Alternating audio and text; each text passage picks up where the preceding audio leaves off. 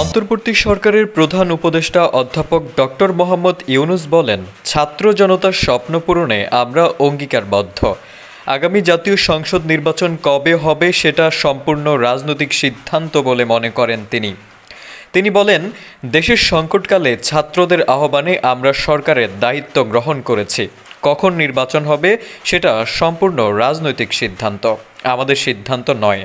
দেশবাসীকে ঠিক করতে হবে আপনারা কখন আমাদের ছেড়ে দেবেন। রবিবার সন্ধ্যা 7:30টায় জাতির উদ্দেশ্যে দেওয়া ভাষণে তিনি এসব কথা বলেন। বিটিভি ওয়ার্ল্ড এবং বিটিভি চট্টগ্রাম কেন্দ্র থেকে একযোগে সম্প্রচার হয় এই ভাষণ। অন্তর্বর্তীকালীন সরকার গঠনের পর এটি জাতির উদ্দেশ্যে তার প্রথম ভাষণ ছিল। ডক্টর ইউনুস বলেন, একটা বিষয় সবাই জানতে আগ্রহী, কখন আমাদের সরকার বিদায় নেবে। এটার জবাব আপনাদের হাতে। কখন আপনারা আমাদের বিদায় দেবেন? আমরা কেউই দেশ শাসনের মানুষ নই। আমাদের নিজ নিজ পেশায় আমরা আনন্দ পাই। দেশের সংকটকালে ছাত্রদের আহ্বানে এই দায়িত্বে এসেছি।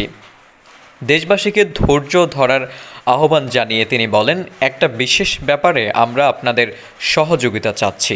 আমাদের দায়িত্ব গ্রহণের পর থেকে প্রতিদিন সচিবালয়ে আমরা অফিসের আশেপাশে শহরের বিভিন্ন স্থানে সমাবেশ করা হচ্ছে। গত 16 বছরের অনেক দুঃখ কষ্ট আপনাদের জমা আছে, সেটা আমরা বুঝি। আমাদের যদি কাজ করতে না দেন তাহলে এই দুঃখ গোছানোর সব পথ বন্ধ হয়ে থাকবে। আপনাদের কাছে অনুরোধ, আমাদের কাজ করতে দিন। আপনাদের যা চাওয়া তা লিখিতভাবে আমাদের দিয়ে যান। আমরা আপনাদের বিপক্ষ দল নই। আইনসঙ্গতভাবে যা কিছু করার আছে আমরা অবশ্যই তা করব।